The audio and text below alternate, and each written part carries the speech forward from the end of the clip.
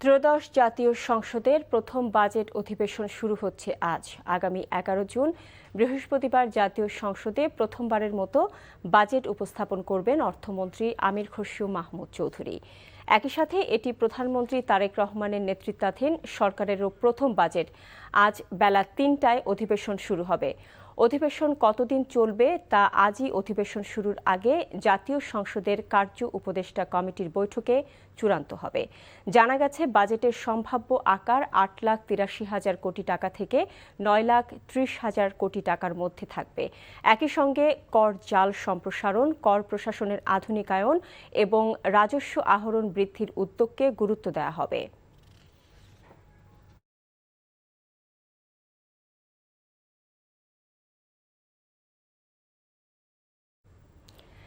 এই মুহূর্তে জাতীয় সংসদ ভবনে আছেন সহকর্মী নিয়ামুল আজিজ সাদেক, সেখান থেকে সরাসরি যুক্ত হচ্ছেন তিনি।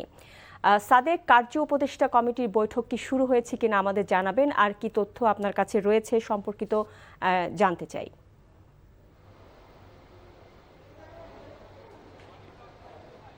কারণ আপনি জানেন যে কিছুক্ষণ আগে কার্য উপদেষ্টা কমিটির যে বৈঠক সেটি কিছুক্ষণ আগে শুরু হয়েছে। আমরা কিছুক্ষণ আগে দেখেছি অর্থমন্ত্রীর সাথে সাথে স্বরাষ্ট্রমন্ত্রী সহ অন্যান্য যারা রয়েছে তারা কিন্তু ভেতরে প্রবেশ করেছেন এবং তাদের মাধ্যমে সে কার্য উপদেষ্টা কমিটির বৈঠকটি হবে, যেখানে আসলে নীতি নির্ধারণে বেশ কিছু বিষয় গুরুত্ব পাবে। একই সাথে আগামী বাজেট কতদিন পর্যন্ত চলবে, বিশেষ করে আপনি বলছিলেন যে 11 তারিখ পর্যন্ত যে উপস্থাপনা করা হবে 11ই জুন, সেই 11 জুনের পরে এটি আসলে সমাপ্ত করা হবে। এই বিষয়টি একটি সিদ্ধান্ত নেওয়া হবে। আপনি বলছিলেন যে প্রায় গতবারের তুলনায় 18% বৃদ্ধি পেয়ে এবার 9,38,000 কোটি টাকার যেটি সম্ভাব্য বাজেট ধরা হয়েছে, সেখানে কিন্তু বেশ কিছু চ্যালেঞ্জ রয়েছে। বিশেষ করে যে মুদ্রাস্ফীতির উচ্চলম্ফ, একই সাথে আগামী বাজেটকে যদি অর্থনীতি পুনরুদ্ধারের বাজেট বলা হয়, জিডিপির প্রবৃদ্ধির বাজেট বলা হয়, তার সাথে ঘাটতির বাজেটে বলা হবে। কারণ এখানে কিন্তু বেশ 2,83,000 কোটি টাকার একটি বড় ঘাটতি রয়েছে, যেটি মেটানোর জন্য আসলে ব্যাংক খাত এবং বৈদেশিক ঋণের উপর নির্ভর করতে হচ্ছে বর্তমান সরকারকে। একই সাথে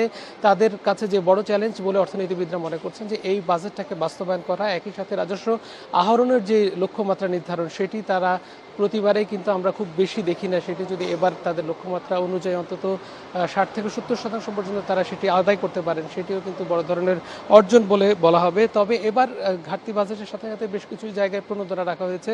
তার মধ্যে খাদ্যে কিন্তু বড় ধরনের প্রণোদনা রাখা হয়েছে 9,600 কোটি টাকা, বিদ্যুতে 37,000 কোটি টাকা এবং অন্যান্য খাতে 25,000 কোটি টাকা ভর্তুকির একটি বরাদ্দ রাখা হয়েছে। কিছুক্ষণ পরে এখানে যে বিদ্যুৎ সহ যে জ্বালানি বিষয়গুলো রয়েছে সেই সংক্রান্ত একটি মিটিং অনুষ্ঠিত হবে। সেখানে আগামীতে যেন জ্বালানি নিয়ে কোনো ধরনের যে অনিশ্চয়তা সেগুলো মেটাতে কী ধরনের ব্যবস্থা নেওয়া হবে সেটিকে গুরুত্ব দিয়ে ধরা হবে, যেটি আজকে কার্যপ্রণালী বিধির মধ্যে রয়েছে।